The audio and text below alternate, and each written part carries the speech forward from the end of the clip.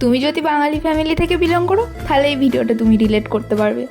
আর তুমি যদি এই ভিডিওটা রিলেট করতে না পারো তাহলে তুমি নিজেকে কী বলে মনে করো, মানে তুমি একদম অন্য একটা জগতেই বিলং করো।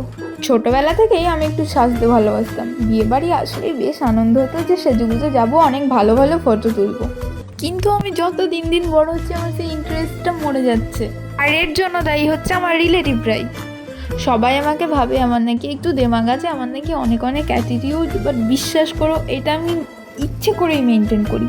আদারওয়াইজ যে কেউ এসে তোমাকে এই কোয়েশ্চেনগুলো বলতে শুরু করে দেবে, কিরে তোর বয়ফ্রেন্ড আছে, কিরে বিয়ে কবে করছিস, আর কতদূর পড়াশোনা করবি, এবার তো বিয়েটা কর, চাকরি কবে পাবি, আরও বিভিন্ন ধরনের কোয়েশ্চেন।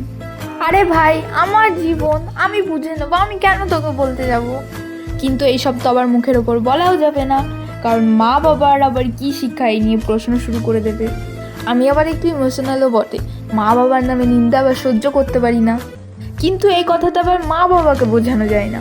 মা বাবা আবার ভাবে আমি নাকি তাদের সঙ্গে ইচ্ছে করে বাজে ব্যবহার করি, ইচ্ছে করে নাকি তাদের নামে নিন্দে করি।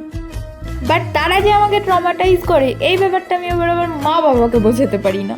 এসব ছাড়াও তারা আবার আমার বাবা মায়ের ব্রেনটাকে ওয়াশ করে ফেলে যে আমি নাকি ভুল কনসেপ্ট নিয়ে বিলং করছি। এটা কি ঠিক? তোমরাই বলো। যাই হোক, দুঃখের কথা আর কি বলবো, এখন আমি একটা বিয়ে বাড়িতে খেতে এসেছি, এটা আমার একটা দিদির বিয়ে। আর তুমি যদি ভিডিওটা রিলেট করতে পারো তাহলে অবশ্যই কমেন্ট করে বলে যেও। বাই।